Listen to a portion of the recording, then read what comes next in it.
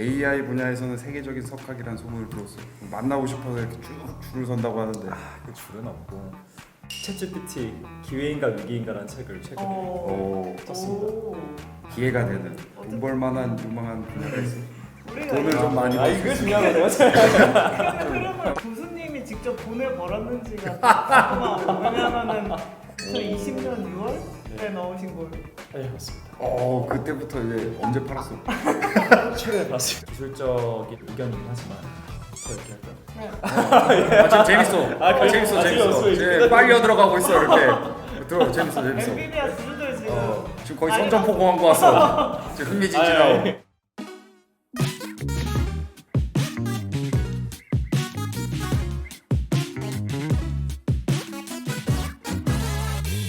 고씨, 요즘 벤처 주막 운영 잘 돼요? 구글 바드에 한번 검색을 해보겠어. 벤처 주막이라는 유튜브 프로그램에 대해 알려줘. 오, 답변이 나왔어. 벤처 주막은 2019년 10월 10일에 첫 방송을 시작한 유튜브 프로그램입니다. 좀 멍청한 거 같소. 뭐 말도 안 되는 대답을 하고 있어. 근데 누구시오?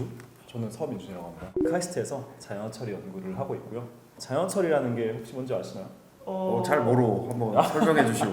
네, 챗GPT 물어보고 답하고 다 이게 사람의 언어로 하지 않습니까? 이걸 보통 자연어라고 하는데 이거를 처리할 수 있는 AI를 만드는 일을 하고 있습니다. 그럼 지금 교수님이신 거요? 네, 맞습니다. 오. 카이스트 서민준 교수가 없다고 챗GPT에 나오. 이게 어떻게 된 일이요? 이게 뭐 오류가 있는 거야? AI 분야에서는 세계적인 석학이란 소문을 들었어. 만나고 싶어서 이렇게 쭉 줄을 선다고 하는데. 그 줄은 없고 그냥 뭐 아쉽게도 다 남자밖에 없어? 그러면 지금 교수 이외에 또 뭐 타이틀이 되게 많은 것 같던데. 되게 많은 건 아니고요. 지금 겸직으로 테어랩스라는 스타트업에서 최고과학자로 일하고 있습니다.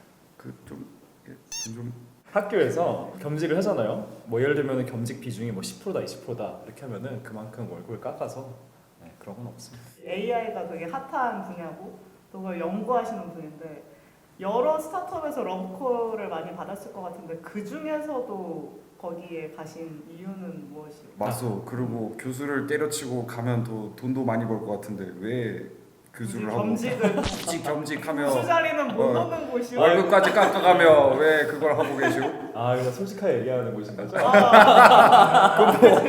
이게 방송용이 있고 약간 우리 프로그램은 아무도 보는 사람이 없어. 나중에 유명해지면 삭제해주겠어. 일단요 학교는 학생들이 있지 않습니까? 학생들이 있기 때문에 뭐 사실 한번 시작을 하면은 이렇게 쉽게 나올 수가 없어요. 다 졸업할 때까지도 케어도 해줘야 되고 그렇기 때문에 쉽지가 않죠. 야 그냥 학생들을 볼모르가 이게 사실 근데 장점도 많은 것 같아요. 학교에 있으면서 가장 큰 장점들은 학생분들이 도전적인 어떤 프로젝트나 목표를 하기에 좋은 환경이라고 생각을 하거든요. 뭐 나이라던가 아니면은 학생의 한 신분 자체도 어느 정도 실패와 용인되고 하다 보니까 여러 개의 도전적인 프로젝트를 해볼 수 있다는 거 가장 큰 장점인 것 같고요. 회사 같은 경우는 또 약간 다른 장점이 있죠. 결국엔 학교라는 곳은 제가 봤을 때 학생분들의 어떤 성장 그거를 위한 멘토링과 환경 이런 걸 조성하는 게 가장 중요하다고 생각을 해요. 그런 거에서 좀 아쉬울 때가 좀 있죠. 다른 분들이 성장하는 걸 보는 건 상당히 재밌는데 또 어쨌든 나이가 그렇게 많지도 않은데 아직 나도 성장을 하고 싶잖아요, 그렇죠? 기하급수적으로 성장할 수 있는 그런 조직이라던가 어떤 제품 같은 걸 만들어 보고 싶은 마음이 들 때가 있죠. 그런 것들을 결국은 할 수 있는 건 또 스타트업이라고 생각을 해서 그 중에서도 이제 뭐 러브콜을 많이 받았을 텐데 제일 많이 불렀어? 사실 원래 좀 테어랩스랑은 인연이 조금 됐어요. 2년 전부터 기술 고문으로 좀 도움을 주고 있었어요. 회사가 성장하는 게 보이고 또 회사가 어쨌든 꿈꾸고 있는 그런 그림들이 최소한 지금은 서로에게 시너지가 될 수 있는 그런 좀 환경이라 생각이 돼서 나도 큰 도움을 받을 수 있을 것 같고 이 일을 함으로써 그리고 회사도 내가 기여할 부분이 충분히 있는 것 같아서 그래서 그렇게 해서 좀 시작하게 됐습니다. 핵심 AI 카테고리들이 있는데 뭐 비전도 있고 강화학습도 있고 거기서 왜 자연어 처리를 선택한 거요? AI에 대해 좀 관심을 처음 가진 게 학부 졸업할 때쯤이었는데 그때는 원래는 비전 쪽이었어요. 대학원도 비전으로 갔죠. 근데 당시에 비전 쪽을 하면서 지도 교수님이 풀어봤으면 하는 문제가 도형 문제를 푸는 AI를 만드는 거였어요. 삼각형이나 뭐 사각형 그려져 있고 수학 문제 푸는 거. 도형을 이해하는 것보다 더 어려운 게 그 도형에 대한 질문 있잖아요, 텍스트. 그걸 이해하는 게 더 중요한 거예요. 그때 좀 느꼈던 게 사람의 추론을 AI가 하게 하고 싶으면 당장은 더 중요할 수도 있겠다 싶어서 분야를 바꾸게 됐죠. 그 결정에 대한 후회는 전혀 없어. 비전 쪽은 한국이 그래도 엄청 잘했어요. 계속 잘하는 사람이 많다는 얘기는 경쟁이 치열하고 약간 레드오션이라는 얘기인데 당시에 NLP 같은 경우는 한국에서는 하는 분이 많이 없었습니다. 그러니까 블루오션이었죠. 몇 년 새에 많이 발전하고 네. 있어. 파파고나 챗GPT 이런 것들도 많이 요즘 활용하고 있는 것처럼 실제 피부로 많이 느끼고 많이 쓰고 계시고. 사실 저는 그렇게 자주 쓰진 않는 것 같아요. 혹시 그러면은 뭐 본인에 대해서 질문해 본 적은 없어? 있죠. 네. 오. 나오게 하는 방법이 있어요. 그렇게 보면 안 돼. 자연어 처리라는 분야가 일반 대중에게는 익숙하면서도 약간 깊이 있게 이해하기는 좀 어렵고 모르는 사람들도 많은데 쉽게 접하거나 이해할 수 있도록 추천해줄 영상이라든가 아니면 책 같은 게 있어요? 뭐 본인이 쓴 책도 괜찮아요. 아, 네. 최근에 책을 썼어요. 아, 오. 제가 지금 홍보 시간을 드리는 아, 거예요. 그래? 챗GPT 기회인가 위기인가라는 책을 최근에 오. 썼습니다. 네. 세 분의 기자 대표님들과 함께 위기요? 기회요. 책 보시면 하나 확실한 거는 저도 올해 초랑 한 2, 3개월 전이랑 또 지금이랑 생각이 계속 바뀌는 것 같아요. 그래서 어떤 영향을 줄 것이냐 좀 그런 자세한 부분들은 좀 생각이 계속 바뀔 정도로 지금 모든 사람이 좀 혼란스러워하고 있다. 일단 기회인 부분들이 많죠. 우리가 매일마다 하는 일들 중에서 챗GPT 같은 걸 써서 좀 더 편하게 하거나 반자동화 또는 경우에 따라서 자동화할 수 있는 부분들이 꽤 많아요. 그 뜻은 제가 시간을 아낄 수 있다는 뜻이기도 하고 그럼 사업에서 어떤 필요한 노동이 있을 거 아닙니까? 그런 것도 당연히 반자동화, 자동화할 수 있을 거고 그런 것들을 어쨌든 빠르게 적용을 시키게 되면은 뭐 비용 절감도 있을 거고 더 빠르게 뭔가 만들어지기도 할 거고 깊게 들어가 보자면은 결국은 챗GPT 같은 것들이 산업의 근간을 흔들 가능성이 높다는 거죠. 그러니까 판이 흔들리니까 결국에는 기존의 강자들이 계속 강해지기 힘들 수 있는 그 말은 새로운 어떤 진입자들이 기회를 가져갈 수 있는 그런 좀 기회들이 있을 것이다. 위기인 부분들은 근데 생각보다 또 큰 문제라 보는 게 변화가 너무 빨라요. 어떤 거든 변화가 빠르면은 사실 위험하다고 보거든요. 그러니까 과연 우리가 지금 만들어 놓은 시스템이 그걸 견딜 수 있을 것인가? 시스템이라는 건 어쨌든 변하지 않는 거를 결국 위주로 만들어 놓은 것들인데 변하지 않는다고 생각했던 것들이 변하기 시작하면서 시스템이 붕괴가 일어날 수가 있는 거죠.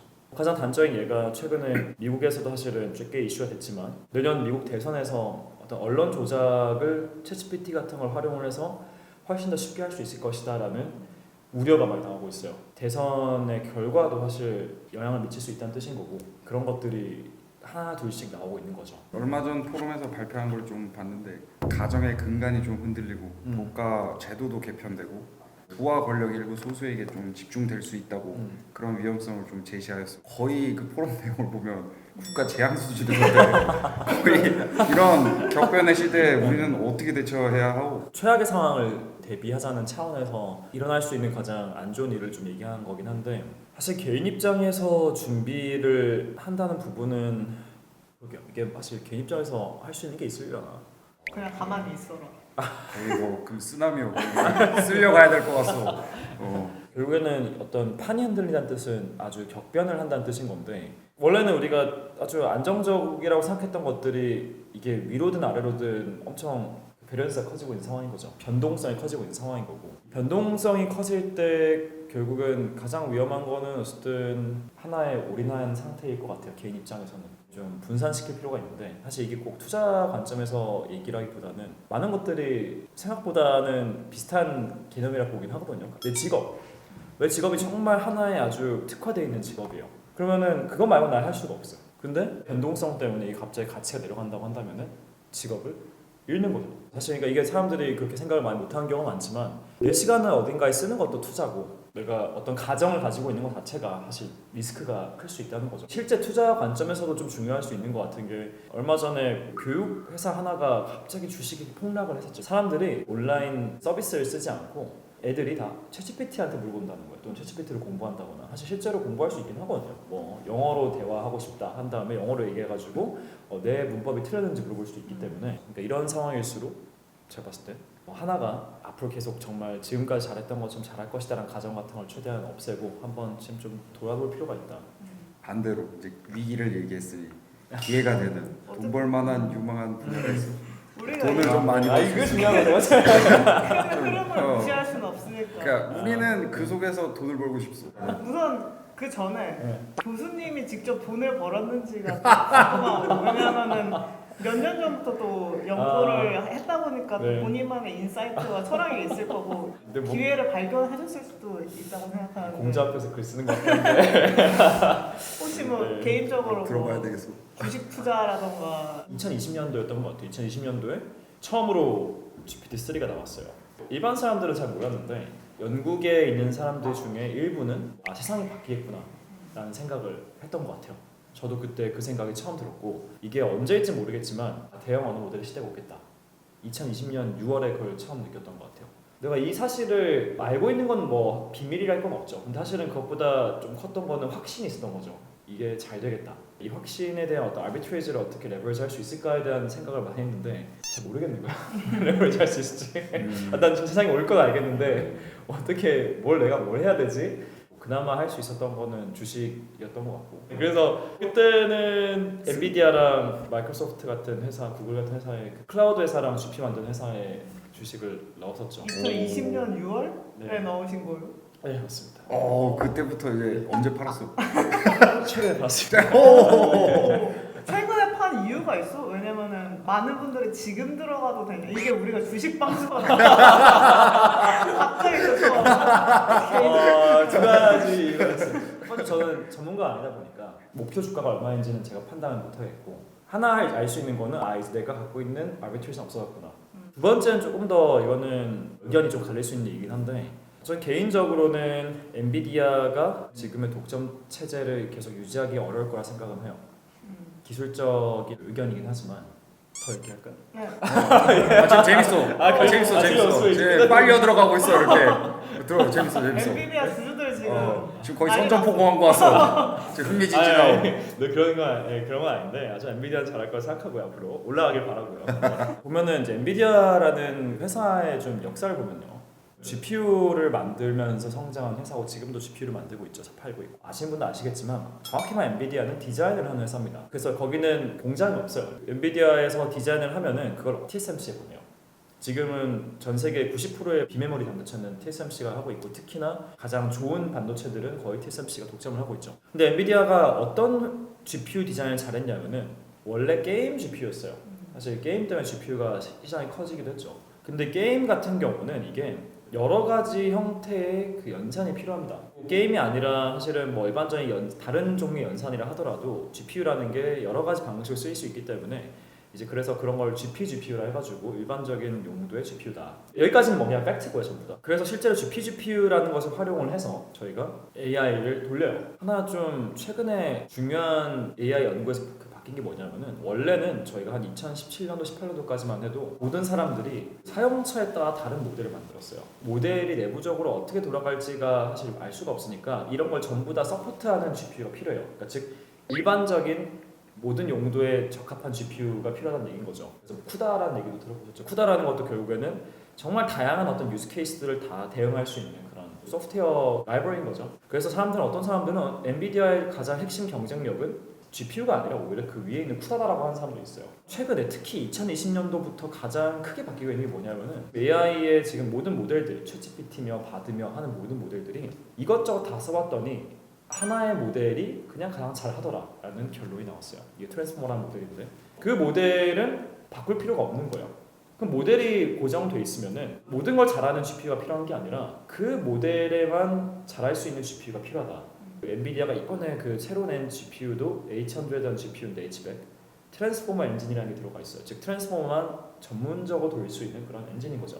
어떤 사람들은 진짜 외계인이다 이제 완전 엔비디아가 완전 앞서갔다 하지만 저 같은 사람들은 그걸 보고 어떻게 느꼈냐면은 저게 이제는 필요하다는 얘기는 트랜스포머가 워낙 대중화되고 그럼 다른 말로는 이 트랜스포머를 위한 GPU 디자인 자체는 생각보다 진입 장벽이 없을 수도 있다. 실제로 지금 NPU 회사들 모든 걸 다 하는 게 아니라 AI만 하는 걸 NPU라고 하거든요. 근데 AI만 하는 것조차도 원래는 다양하게 뭔가를 해야 했기 때문에 어려웠는데 트랜스포머라는 모델 구조만 잘하는 모델을 이제 만들려고 하다 보니까 더 쉬워지는 거예요. 간단해지는 거죠 모든 게. 그럼 과연 지금 한국에서 NPU 회사들이나 아니면은 AMD 같은 회사들이 엔비디아를 결국 따라가기 어려울 것인가 라는 어떤 질문을 봤었을 때 그건 잘 모르겠다 이제는. 이거에 대한 생각이 가장 크게 들었던 이유가 이거는 일반 사람들한테는 알려지지 않은 거긴 한데 최근에 모자익 ML이라는 스타트업과 AMD와 그리고 시애틀에 있는 AI2라는 연구소에서 공동 프로젝트를 시작을 했어요. 결국엔 사실상 AMD GPU를 써서 챗GPT 같은 걸 만들겠다는 거죠. 그 시점이 되면은 아마도 독점은 이제는 아니구나, 경쟁 체계로 들어왔구나라고 생각을 하겠죠. 그 시점은 뭐 금밀은 알 수 있겠지만 그래도 1년 이내라고 생각은 하고 있습니다.